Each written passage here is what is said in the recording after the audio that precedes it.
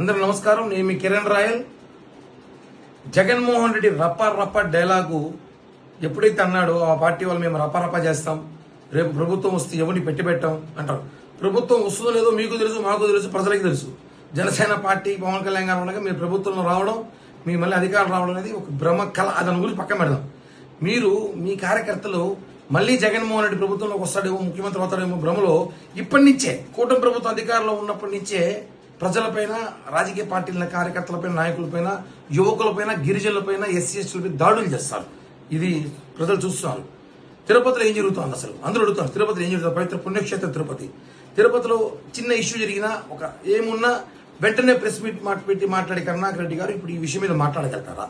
ఎందుకంటే కరెక్ట్ గా 20 రోజుల క్రితం ఆయన అనుచరుడు, ఎవరైతే అభిమన్యు రెడ్డి అనుచరుడు చైతన్య ఉన్నాడో, ఒక డెకార్ షాప్ లో దూరి దౌర్జన్యం చేశాడు.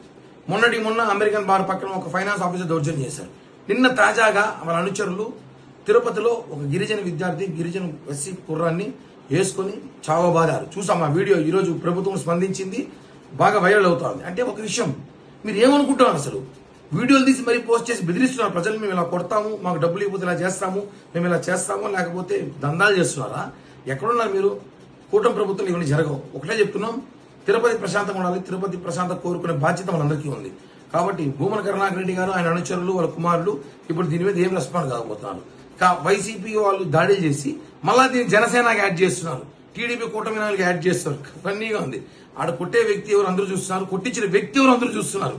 కాబట్టి దీనిపైన ఆ బాధితులకు న్యాయం చేసి వెంటనే చర్యలు తీసుకొని, కఠిన చర్యలు తీసుకోవాల్సిందిగా ప్రభుత్వాన్ని కోరుతున్నాం. భవిష్యత్తు తిరుపతి లాంటి పుణ్యక్షేత్రం పవిత్రంగా ఉంచాల్సిన బాధ్యత అయితే ప్రతి ఒక్కరి మీద ఉంది. ఎందుకంటే తిరుపతిలో వాళ్ళ కుటుంబానికి గెలవకూడదని చెప్పి 62,000 పైగా ఓట్ల మెజార్టీతో కూటమి అభ్యర్థి గెలిచినా కూడా మీ అరాచకం అర్థం కావట్లా. మీ దౌర్జన్యం, మీ రౌడీజం ఉద్దరే తిరుపతి ప్రజలు మేము తరిమేశారు. కానీ మరీ మీరు తిరుపతిలో చేయడం కరెక్ట్ కాదు. దీన్ని జనసేన పార్టీ తరఫున తీవ్రంగా ఖండిస్తున్నాం. ప్రభుత్వం కూడా స్పందించింది. వాళ్ళ మీద చర్యలు తీసుకోవాల్సిందిగా కోరుతున్నాం.